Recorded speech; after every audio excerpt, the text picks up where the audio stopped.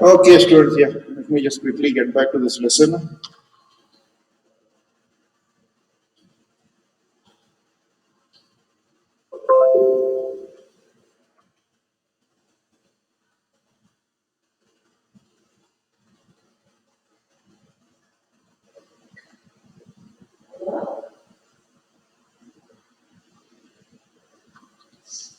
Okay, so we have stopped over here. That is the language policy of the central government, wherein no language has been given the status of national language. We only have official language, and then there are 22 languages which are treated as the scheduled languages.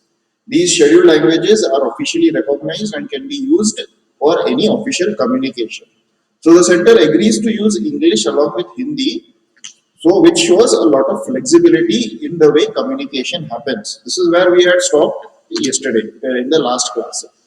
So what is the relationship between the state governments and the central government? We need to understand what kind of relationship is it. Is it a central government ruling over the state government, or is it that both of them are working hand in hand over here? Once we understand this relationship, we will come to know how federalism actually works in our country. Central government cannot undermine the powers of the state or dismiss them. Whatever powers are given to the state by the Indian Constitution, these powers have to be recognized and must be recognized by the central government. They cannot undermine these powers. Undermine these powers means neglect these powers. In no way can the central government neglect or overrule the powers of the state, because these powers are given to it by the Indian Constitution, which is the paramount or topmost law of the country. Coalition government, in a power sharing, it is more effective whenever we have a kind of a coalition government, because there is an understanding between the parties which form the coalition government, and due to this the power sharing is more effective in case of a coalition government. So now the question arises, what brought about the real success of federalism in India? Why can we say that since the last 75 years of our independence, we have been successfully been able to have federalism in our country, whereas in few other countries sometimes it might be a success, might not be a success. So what is the secret of our success? Okay, I would like to ask over here, is everybody able to hear me, and everybody is able to see the screen? No problems?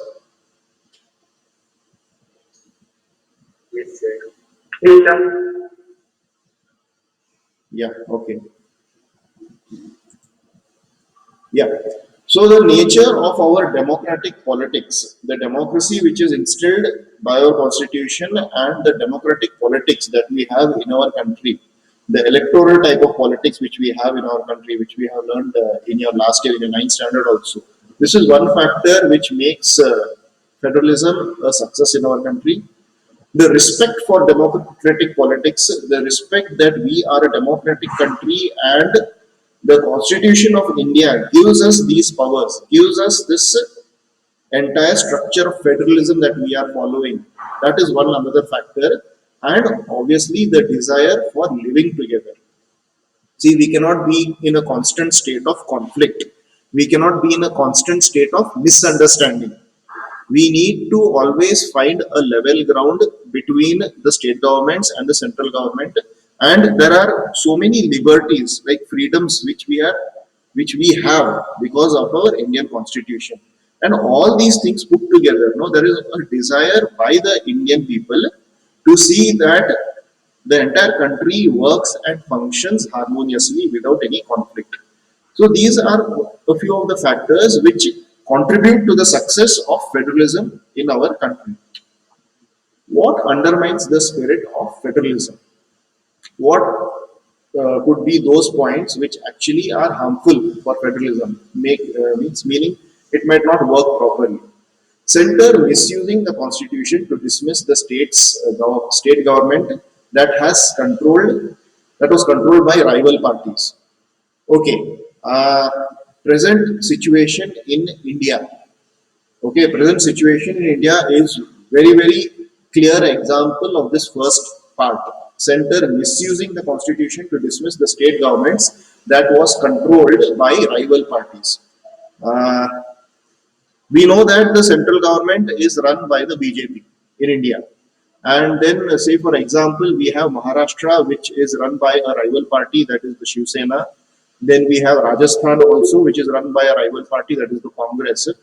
So these states, many times they are not able to procure the things or get the things which the other states get. Even during this COVID-19 situation, during the lockdown, when the vaccines were going out to the states, Rajasthan government was one of the first governments to say that they were not getting the vaccines from the central government. So, it would be a situation where the central government is not supplying, maybe because it's run by a rival party. These situations could arise, but we don't know, to what extent what news we get is true or not. But yes, it does happen where the central government tries to, show its strength to the rival party states just because it can. And of course, this is a misuse of the strength. This is a gross misuse of the powers which is given to it by the constitution. It's a gross misuse. But it does happen. We have seen more and more of it happening, especially after the BJP has come into power. I'm not trying to blame the BJP, or I'm not trying to say that the BJP is wrong, but such kind of incidents should be avoided because this is really harmful for the makeup of federalism in our country. Coalition governments lead to a new culture of power sharing and respect for the autonomy of state governments. There are more and more situations where we have coalition governments. And the more the amount of coalition governments, the more the distribution of power happens because there are different parties coming together to form these coalition governments. So because of this, no, there could be a dilution. You understand this word dilution? Dilution of the actual power which is given to the state governments because of this coalition governments. So these are a few factors which could be harmful to the spirit of federalism. Decentralization. When power is taken away from the central and state governments and given to local governments, okay, there are a few things which are decentralized in India. This is mainly because this will reduce the load of the central government and gives more power in local governments. This is one of the factors which we have in our form of federalism, which is very useful for the smaller villages and smaller cities. So decentralization is a very good thing over here. Vastness of states. Then we can give it to district also, no? Come again? Please repeat. Then we can give the power to district commissioner also, no? Yes, of course. District commissioners also have plenty of power. The DCs of each and every district have immense amount of power. Many times, what happens is because of the way our government works, sometimes the DCs use this power, but actually, if you see the powers of a district commissioner, they are very, very immense because he is the head of the executive in that particular district. You need to understand this. The DC is a very powerful person. I especially remember this is. I'll give you a small example, a small story over here. About a few years back, I'll tell you exactly 10 years back. Exactly 10 years back, I was living in the district of Bidar in Karnataka. Anybody who knows Karnataka, Bidar is one of the northernmost districts of Karnataka and one of the most backward districts also. Yeah, Karnataka to Kirita anta they call it. So this Bidar district was where I was living about 10 years back and I was working over there and one of the most backward districts. And what happened at that time was when I shifted to Bidar, at that same time a new district commissioner was appointed to Bidar. His name was Mr. Harsh Gupta. He was from the northern part of India and he had joined over there. And since the day he joined, I was there in Bidar for a period of 1.5 years. Okay, just 1.5 years, not a long time. But in that period of 1.5 years, the amount of work this district commissioner had put in this district was immense. All the roads, all the major roads in the entire district were repaired. They were made into solid, first class, good roads. There was, drainage system was not properly constructed in that district. They completely, changed the entire drainage system and made it working. And the work used to go on overnight. This is the amount of work used to put in electrification, drainage system, water supply, roads, all these things in the span of 1.5 years. He had changed the entire look of the city. He made beautification of gardens, beautification of architectural sites, all these things he had done. So means this is, I'm telling you, you don't need any politician to do this. All this power is vested in the hand of that district commissioner himself. He just needs to go to the central government and ask for the funds. These funds are already allocated to the district. They have to just ask for it. This is the power which is given to the district commissioner, and this is called as decentralization. For each and everything, you don't need to go run to a politician or run to the prime minister telling him that मेरे district में ये काम नहीं कर रहा है, मेरे village में ये काम नहीं कर रहा है. The district commissioner can do it for you. So that is why you need to have a very good district commissioner in the district who knows what his powers are and what he can utilize and how he can change the district. That is the power of decentralization. The liability. Yeah, Recently. The like in Mysore recently it happened. exactly. In Mysore also during the time of the pandemic, the district commissioner had taken very good steps to see that the spread does not happen. Yes. So why do we need decentralization? Basically, the vastness of the states, the size and population of our states is so huge that decentralization is something which will really help to see that at the smallest level change happens. There is some sound coming. Can you all please mute it? There is internal. I was. Arey Baba, who is that? Can you please mute?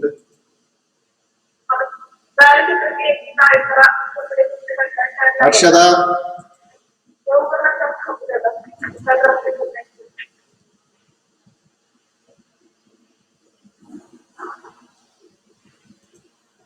Okay. And the need for power sharing. These are the things which are make us to go for decentralization.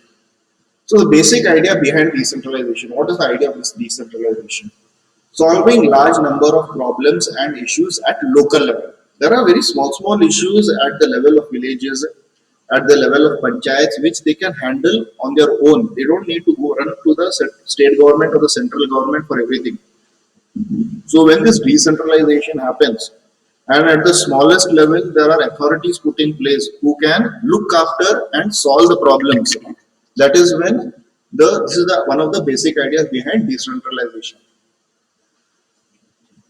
People have better knowledge of problems in localities. The local people living in the local areas, the panchayat, the head of the panchayat, he knows what the problems are there in that particular village. He doesn't need to, you don't need to have a senior person coming from the state government or the central government and asking the people ki bhai problem kya hai, what can I do to make your life better. The panchayat knows what is required to make this village work. Better ideas on where to spend money and how to manage things efficiently. Decentralization helps in doing this. People's participation in decision making. When we have Gram Sabhas in the villages, when we have local self governments at district levels, when we have the Zilla Parishad at the district level, what happens is it makes the functioning, it makes the people participate in this decision making process. So they can own that decision. To realize one important principle of democracy, local government. So in our constitution, this decentralization is given plenty of importance. And this was put into place into our constitution because it was known that India is a very diverse country. each and every person who is living in the smallest of smallest villages, their problems are different. So to address these problems, the local self-governments are of utmost importance. If these governments are not there, these local governments are not there, like the Gram Sabha and the Panchayat and the Zilla Parishad, if these are not there, then the problems would remain unsolved. It would remain unsolved and they would be waiting for some person from the state or the central government to come and solve their problem. That is why this level, to the lowest level, the governance is very, very important, and this was realized at the time of our constitution making.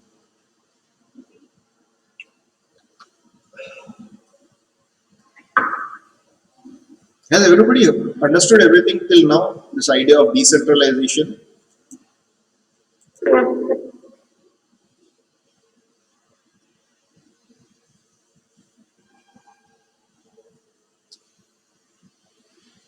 Any doubts by anyone? Everything is totally clear? No doubts?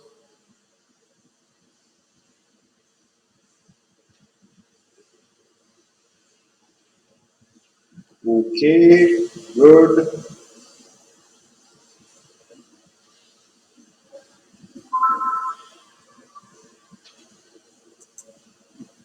Okay, so when was this decentralization actually brought?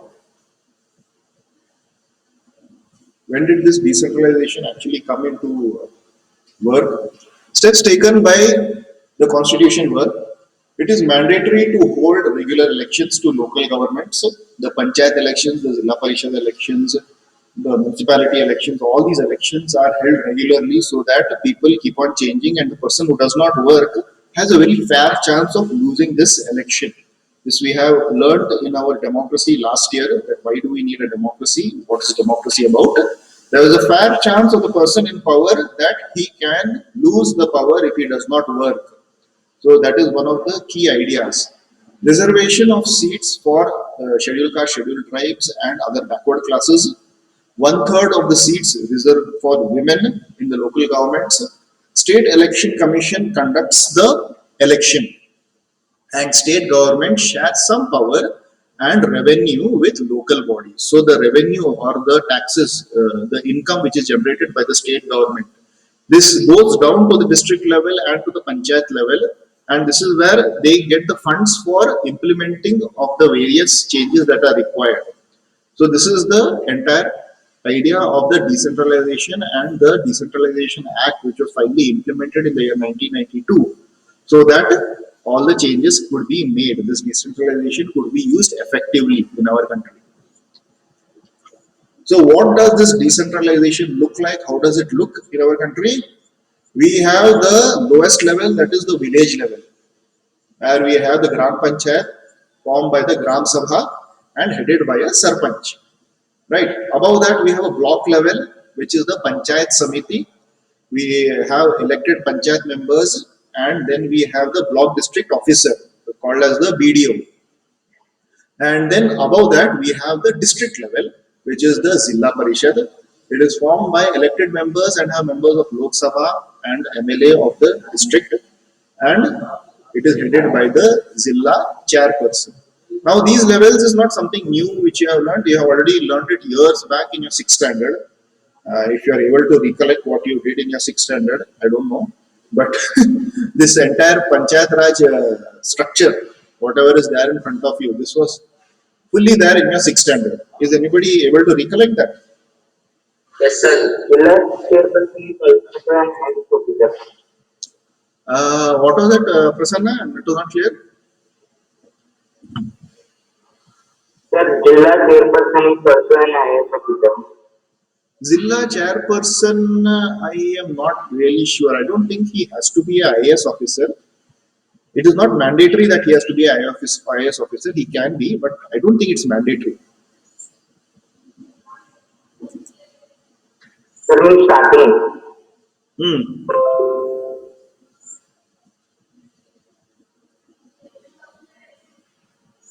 Okay, so this entire structure of local self-government, is it clear to everybody? Any doubts by anyone?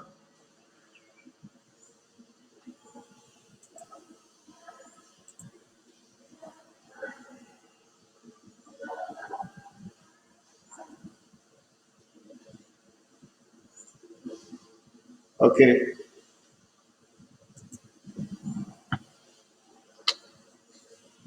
Okay, then the level above that we have towns and even cities also, wherein we have municipalities, and then that municipality is headed by a chairman, municipal chairperson, and then above that we have the for the bigger cities we have municipal corporations, which is headed by the mayor of that particular city. Mainly, you will see this in bigger cities or capital cities of the state. You will not have it in all the cities, but capital cities have mayors.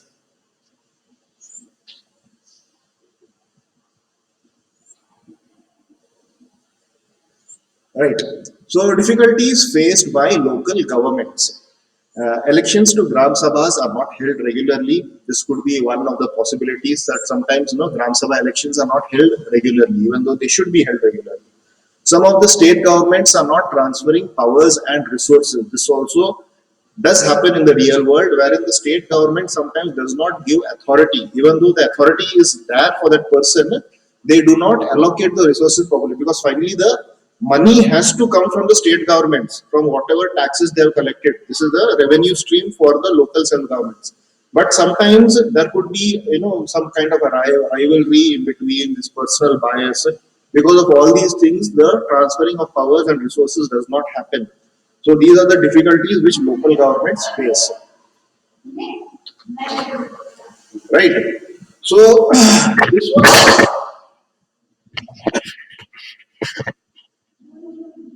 okay. So this was actually the end of this lesson, that is federalism.